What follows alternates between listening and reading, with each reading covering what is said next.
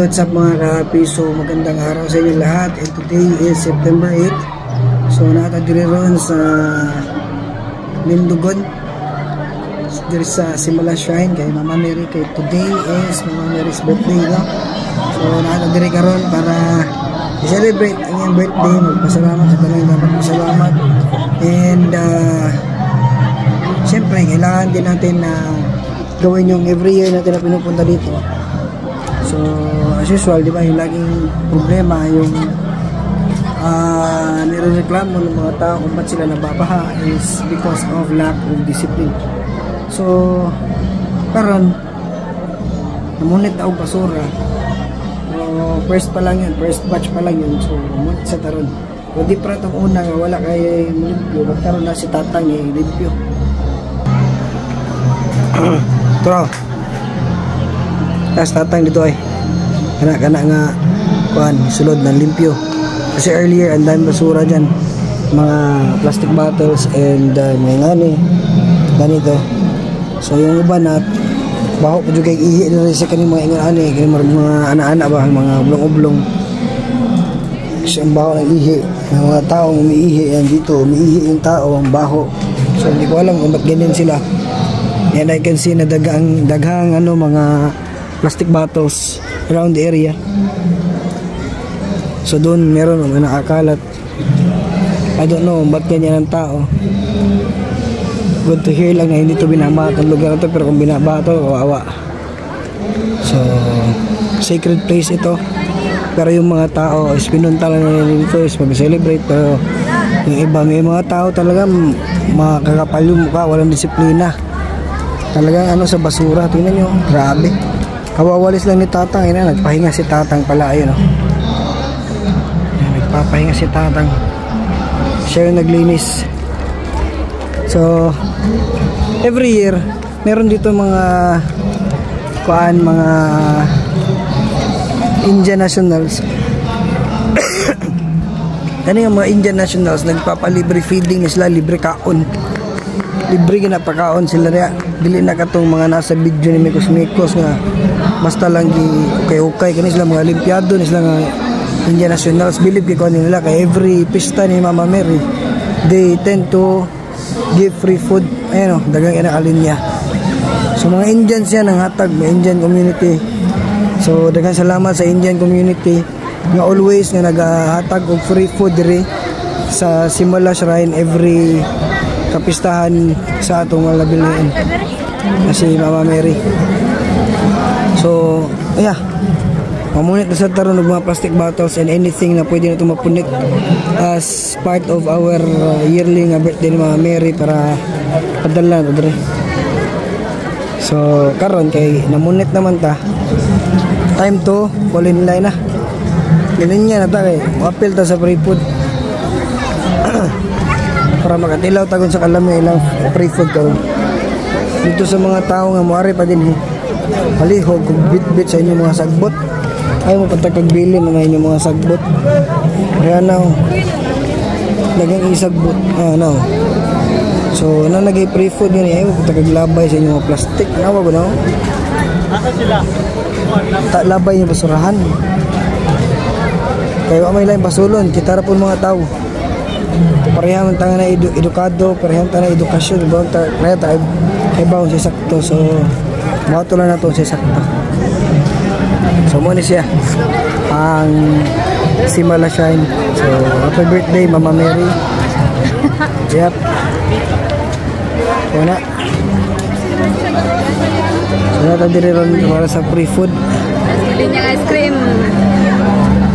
Pero ice cream yata pinamigay. Pero tingnan natin.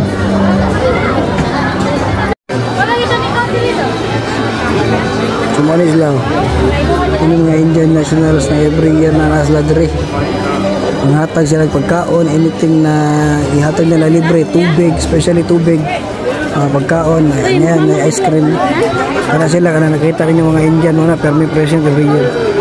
So the thing is, mga tao right after na bibigyan, look at the place.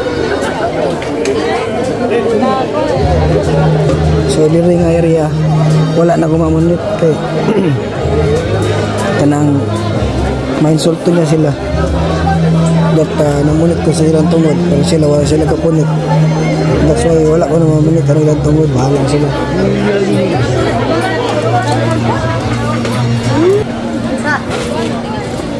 Look at this.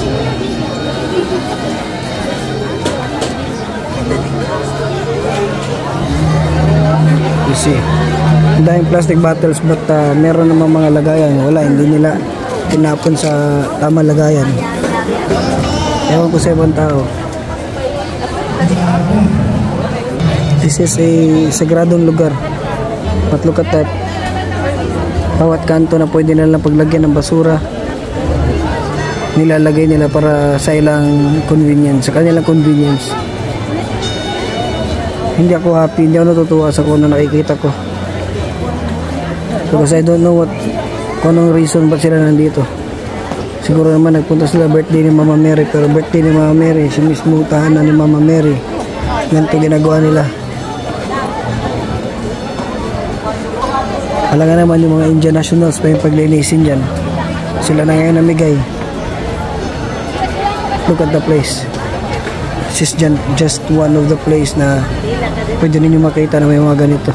At marami pang lugar dito o kanto, sulok na may mga ganyang basura.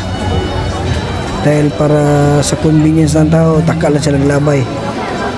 But as you can notice, merong tapunan, may basurahan sa harapan ng camera nyo ngayon.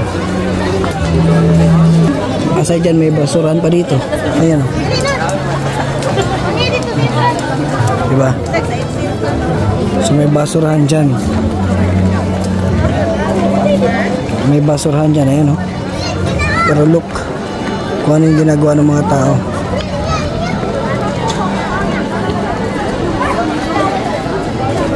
Nakakahiya, no?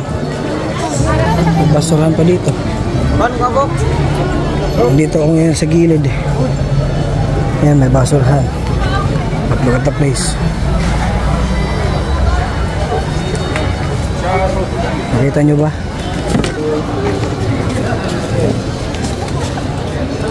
May mga tao na nagtatapon talaga ng basura nila sa tamang tapunan. May mga tao din talaga na yung balahura, mga dugyot, mga walang disiplina, na kung saan na nag-iiwan ang mga basura nila. Hindi ko na pinulot po yung mga basurang malapit doon sa Indian community. Dahil, siyempre, ang daming tao doon. Sila nga, hindi nila napulot eh. Pero ako, hindi ko naman sinasabing hindi ko pinulot dahil hindi nila pinulot. Kundi dahil sa ayoko naman na magmukhang insulto sa kanila yun na sa harapan na nila ako pa yung pumulot. So ngayon pauwi na tayo. Bumati tayo na happy birthday kay Mama Mary. Hindi ko na iblinag yung namulot tayo ng basura na ginagawa natin sa tuwing birthday niya dito. Hindi ko na rin iblinag na nagsindi tayo ng kandila. Hindi ko na rin iblinag na nandun tayo sa loob ng dasalan kasi maraming tao. Medyo ngayon humupa na nga ng konti yung tao, pero kanina sobrang traffic, ang tagal ko nakarating dito. Hindi ko kaya yun. Ngayon mga tao is naglalakad dahil sobrang layo ng parking, dahil nga wala nang parking available dito sa malapit. So karon muli na ta kasi nagawa ko na yung kailangang gawin. Kailangan ko nang umuwi.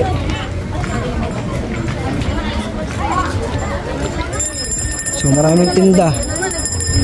Ayan, maraming tinda. Ako na yan. Ay, huwag pa man tapuan. Ngayon ako niya. Yan yung ano.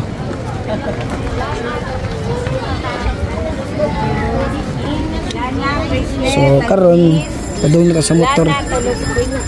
Kaya sabi ko kay Mama Mary, abutin mo lang ako sa ano, simbahan mo. Pero yung wala, nakaabot ako. Dito pala iniwan yung helmet ko. Sa mga ito, nakauli na ko. Ikan ito sa Simala. So naanami diri sa Sibunga ron. Plus 5 man. So namin dito sa Cebuong lungsod. Manaman yung plaza. Ayan o, naran mga bata o gaduwa o na. Ayan sila o.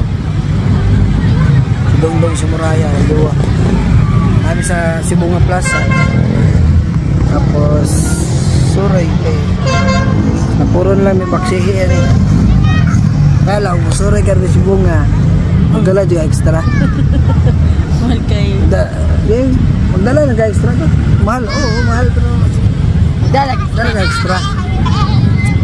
Kung sa kanya ay di natin istoryahan ay gano'n basta affordable naman na namin dito simbahan namin simbahan at bang simbahan man yung simbahan tagang yung tao rin na dito si bunga mga tigulang na kayo nga mga kahoy. Dongdong Muraya kami Ugo sa kuano bata. Andyan na yun. Ayaw awaya ang baby ha. Ikaw, dito mag-play na mo. Ay kawaya ang baby ha. Na. So yan o, nadiri mga tigulang na kayo nga kahoy. Nadiri si bunga. Mag-play siya muna ko, mag-play siya. No. Ay ate. Ayan o, mga dagko ang kahoy. Nadiri sa si bunga. Grabe ka dagko sa mga kahoy. No. Tigulang grabe jud ka tigulang ang mga kahoy ba. Ay mo to welcome si bunga na dito no. Blissful si bunga. Ayun si bunga.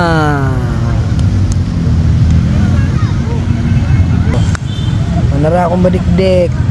Big boy na. Nang dua ay, stoy. Ayaw ana, dito. Nay mangluwa.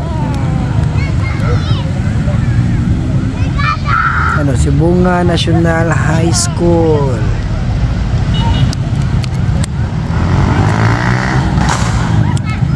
So balik na mo to, nami dito ron. O nami bisita sa motobangan. Napagi dito. Bro. Kisa kay gabilin na o. Kisa kay gabilin na. Anas life friend ding mo na. Ayan o, sila o. May friend sila. My friend. Edad no? Ambulance dong. Lipik dong. Gana di ba vehicles dong.